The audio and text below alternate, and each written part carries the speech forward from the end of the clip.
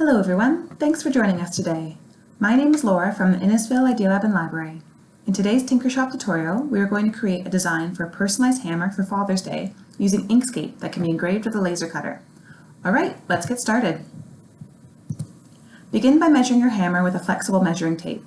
Then when we open Inkscape, we can adjust the properties to the size of your hammer. Select File and Document Properties in the drop-down menu. Adjust all units to inches instead of millimeters. Set the width and height according to your hammer measurements. I'm doing 15 inches for the width and 1.25 for the height. By adjusting the size of your document to match your material, it puts into perspective what you will be creating. So this rectangle in the center is our canvas. Anything placed on our canvas will be engraved, and anything outside the canvas will not. To zoom in closer to your project, you can use the plus and minus keys to zoom in and out. Next, we're going to add our text. Select the text button from the left side, the large A. Click anywhere in the document and type in your text.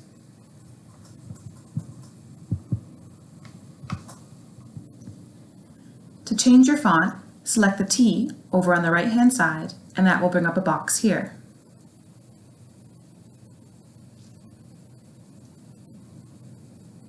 You can look through all the fonts and find one that you like.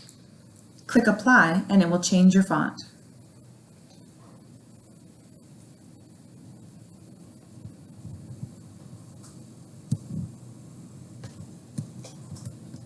Left-click on the top arrow and select your text to adjust the size.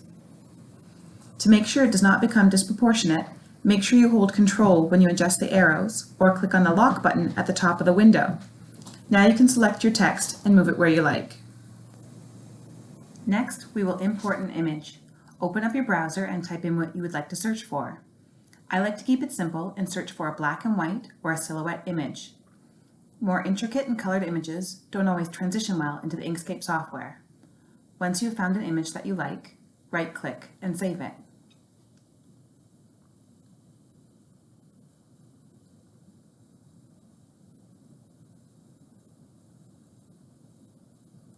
Now you can go back to your Inkscape program, left-click on File, and then Import, then select your image.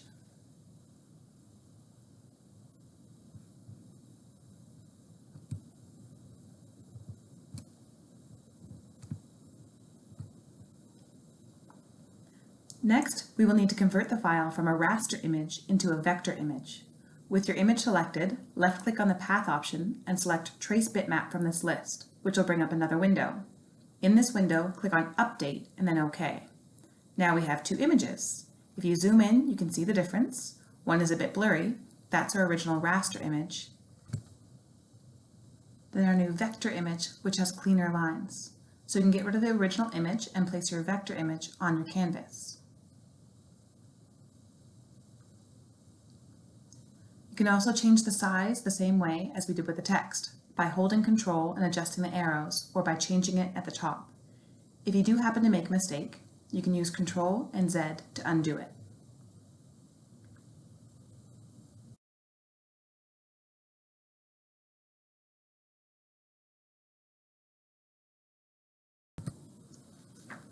You can also center your image when selected by choosing the Object drop-down menu and Align. You can center on the vertical axis or on the horizontal.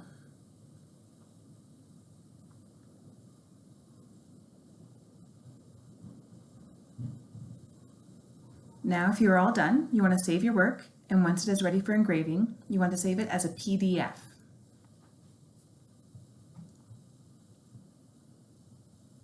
And now your hammer is ready to be engraved. We would love to see your completed projects at one of our virtual maker meetups or by tagging us on social media. I'm Laura from the Innisfil Idea Lab and Library, and thanks again for joining us. Take care.